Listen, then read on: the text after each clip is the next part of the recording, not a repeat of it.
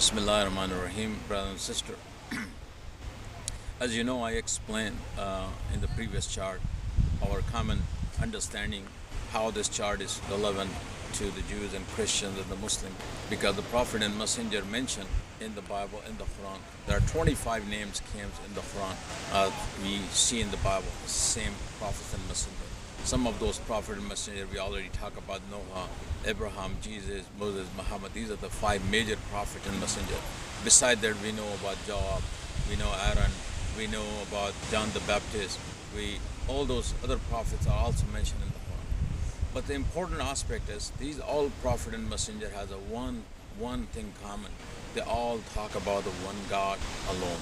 They always call people to the worship of one God alone. When we say worship of one God alone, means it's a pure and perfect monotheism, and we believe that the God revealed the knowledge about His Son, about His nature, and we do not define God to ourselves.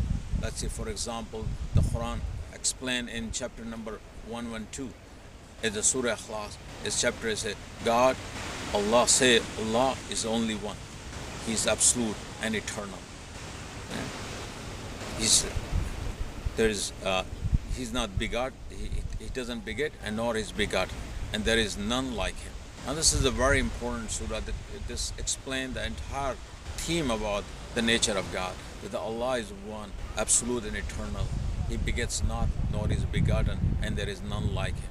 That's so beautiful way that a person can easily understand that the human being always think about God and they try to understand him the way they understand the other material world.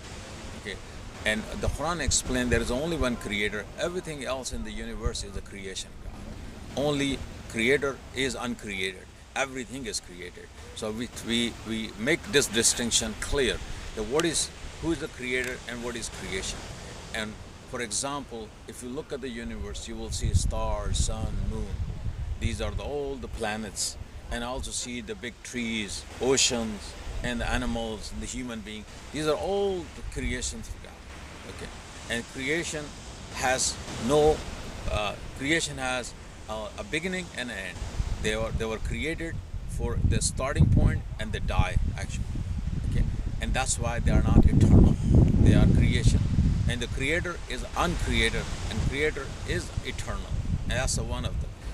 Creation can be mortal, and creator is immortal. So these are the distinction we have to make. So there is only one creator, everything else is creation. And one other thing we learn from Islam, that the creator of heaven and earth, he does not appear into any shape or form his own creation. For example, a person will say, I believe that the cow reflects the divinity, or God appeared as a cow. Somebody will say, oh, God appeared as an elephant. My elephant is bigger than cow. Okay, so now these type of arguments can go on. If there are billions of creation around the universe, so you can end up with the billions of God. That's one of the reasons the Prophet Muhammad, peace be upon him, explained God is unique in his essence and his nature. Okay, everything has its existence, has a time, space, and matter in it.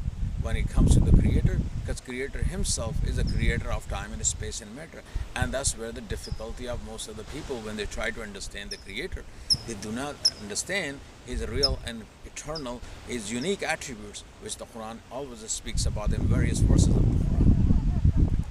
Now, when we talk about the Jews and Christians, we always have to refer to this understanding that the Creator is unique, and if He appears as a man, the first they agree with that this is the God cannot appear as a cow or a star or sun or moon, monkey. These are all creation.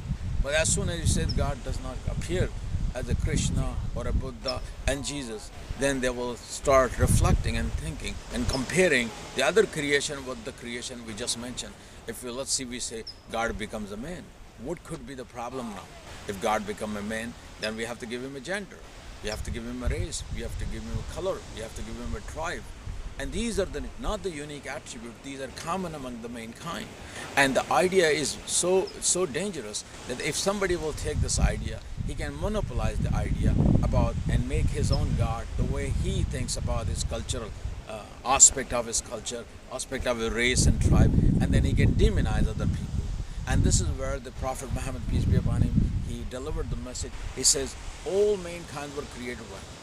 And it's chapter 49, Surah 13 has clarified this understanding that, O mankind, we created you from male and female into nation and tribe so that you may know each other.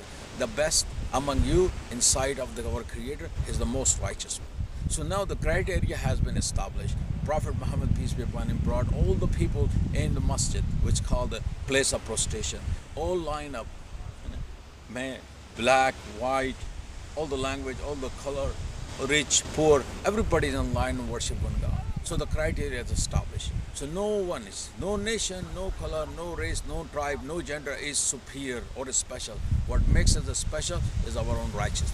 And this is the message of Islam. It's so important and so dear to us and so universal that every human being should understand this. And this is the right religion. And because the religion cannot be named after any personality, any land, or any tribe. The word Islam comes from one of the name of God we call as-salam, a source of peace. And Hebrew word is shalom and Aramaic word is salam. And when we say we submit to God, which means that we submit our will to God and we bring peace in our inner self. And this basically also reflect in our greeting. Okay, when a Muslim call Assalamu alaikum, may peace and mercy of God be unto you. This is the same greeting if you look into in the Hebrew word is shalom. If you ask any rabbi, he will greet you with a shalom alaikum. Okay, that's a little bit khasana. And if you expect from Jesus to greet you, if he is going to come here, and if you look at the John 20:19, this verse in the Bible, and Luke 24:36, Jesus, wherever he goes, he says, peace be unto you.